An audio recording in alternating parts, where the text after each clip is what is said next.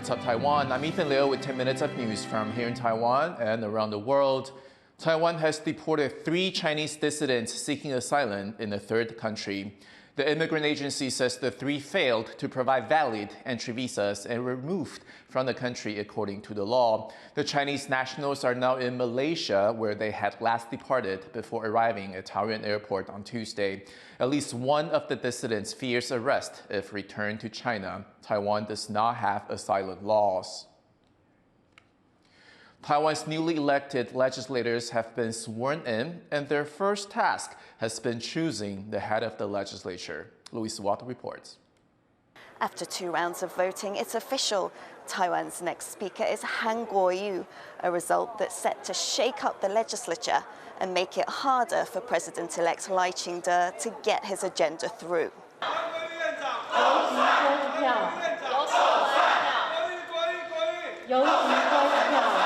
Han is from the Kuomintang, or KMT.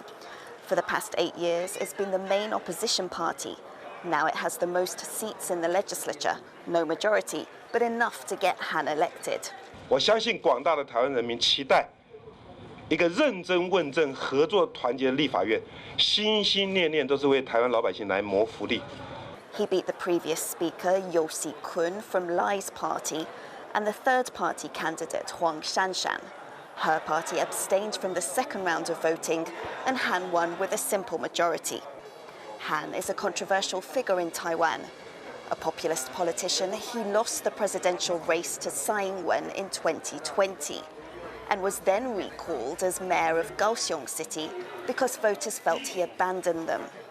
When Han was mayor, he traveled to China and met with officials from the Chinese Communist Party, raising questions of what his priority will be when he's speaker, whether he will try to reach out to China or do what his predecessor did and use the role to boost Taiwan's diplomacy and profile with Western nations.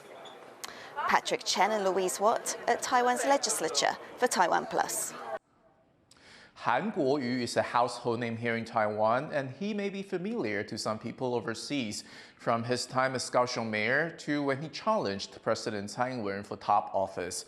Joyce Sun recaps the KMT politician's career so far. 小老鹰在飞，下面有野狐狸在赶，切记一言一行各方面一定要谨慎。 Han Kuo-yu. He's the boisterous politician who's been grabbing national headlines for decades.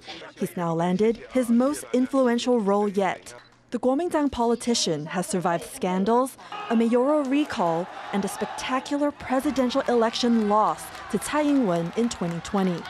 Now he will serve as Taiwan's Legislative Speaker. It will be very interesting to see how this pans out.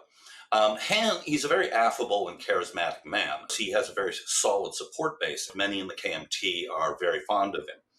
On the other hand, he has a reputation for not being necessarily very diplomatic, speaking off the cuff and making gaffes, which may make it a little bit harder for him to maintain the neutrality and the diplomatic nature of the position of Speaker of the Legislature. Han's opening political stint was as a lawmaker in 1992, in the very chamber he will now head. This is when he first entered the spotlight after assaulting then-fellow lawmaker Chen Shui-bian, hospitalizing the future president. After laying low for years, Han re-emerged in 2018 to run for Kaohsiung City mayor, in a race seen as a surefire win for rival party, the DPP. 民进党也不是高雄人的爸爸，为什么每一次要投他？人民才是政党的爸爸。 In a shock victory, Han landed the job with lofty economic promises. Just 3 months later, he shifted gear to bid for Taiwan's top office against incumbent President Tsai Ing-wen, but he lost, and by a large margin.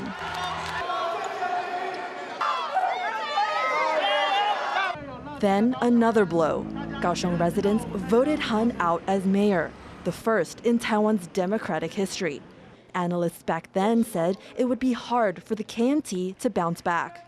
国民党不管怎么讲，你们需要去找另外一个 superstar，今天输掉了，被罢免掉了。在这种状况之下，国民党要在废墟上面呢重新站起来，确确实实是不容易的。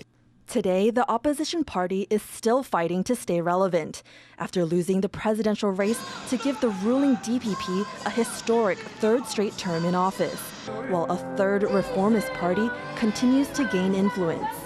But the KMT's role in local politics is far from over, having won the most seats in the country's legislature, giving it the speakership. Now, with tough-talking Han at the helm, the stage is set for some lively debates over the country's future. James Lin and Joyce Sin for TaiwanPlus. Shortly after Han Kuo-yu was voted in as Legislative Speaker, current Speaker Si-kun announced his resignation as Legislator at Large for the DPP. Yo made the announcement on Facebook. He's held the speakership since 2020 after being elected as a party list legislator. Before becoming a lawmaker, Yo was chair of the DPP. He also served as premier under President Chen Shui-bian. Yo's legislative seat will be filled by the next member on the DPP's party list, Hope Foundation chair and cancer doctor Wang Zhenshu. The U.S. House of Representatives has passed a $79 billion tax bill that includes benefits for Taiwanese businesses and workers. The bill received rare bipartisan support, but its passage was all but certain until the last minute. House Speaker Mike Johnson ended up using a fast-track process to get it across the finish line that helped him get around opposition from members of his own Republican Party. The bill's Taiwan provision will help Taiwanese firms and people doing business in the U.S. avoid being taxed in both places. It will now go to the Senate, where it could face resistance from the Republicans. The mayor of Kumamoto, Japan, is visiting Taiwan ahead of the opening of a TSMC fab in the prefecture this month. Onishi Kazufumi visited Tainan and Kaohsiung, two cities with TSMC plants. The Taiwanese firm makes most of the world's most advanced chips and is an influential force in the global supply chain and economy. It has recently expanded into Japan, the US, and Germany. While meeting with officials, Onishi welcomed advice on what the city can do to help the chipmaker. 取り組みをなさっていますので、今回その環境、それから交通、住宅などですね、こういった分野の皆さんからお話を聞かせていただきたいということで。Two centers employing people with disabilities are set for an eco-friendly makeover. As John Van Tres reports, the project is designed to give workers a more comfortable, modern workplace. It's a busy day for Li Chunfeng. He's packing up bread and helping customers at the bakery where he's worked for 10 years. Like many of his colleagues, Li has disabilities, in his case limited vision and cognitive impairment. They're all able and eager to work. 扫地拖地。你喜欢这里的工作吗？喜欢。 Li's employer, the Yucheng Social Welfare Foundation, runs 5 different businesses, giving 350 people with disabilities a living and a community. 他们在这里也是有跟同事们相处，所以他们也会有增进他们的人际社交的部分。 But there's a problem. 2 of these businesses are in old buildings that are falling into disrepair. Flooding is a particular issue. The foundation has a plan. It's going to refurbish some of its operations, including a car wash service. The new facilities won't just look nice, they'll be built with green engineering, cutting carbon emissions. The projects plan to be ready for business in 2025. 我们的庇护员工跟我们的10万人次的市民呢，每天都在这里密切的接触，这是一个社会多元、包容、共融的一个非常美丽的景象。 It's not just employment that's the goal, it's dignified and equal employment, where it's a person's work and not their physical or mental condition that counts. Leon Lien and John Van Trieste for TaiwanPlus. Thank you for watching today's What's Up Taiwan. You can visit the TaiwanPlus website and follow our social media for more stories from Taiwan and around the world. Finally, we leave you with images of cafes featuring mini pigs in Tokyo. I'm Ethan Leo. Take care, and I'll see you next time.